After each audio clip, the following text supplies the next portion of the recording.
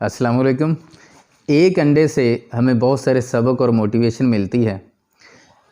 इस अंडे के अंदर ज़िंदगी है और बाहर खौल है।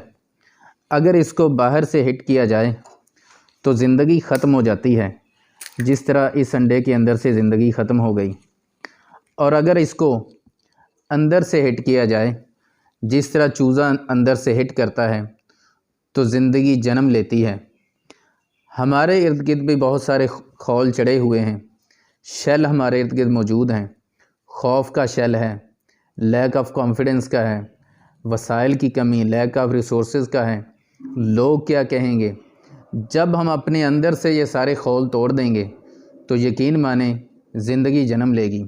दूसरा सबक जो इस अंडे से हमें मिलता है वो सब्र का है।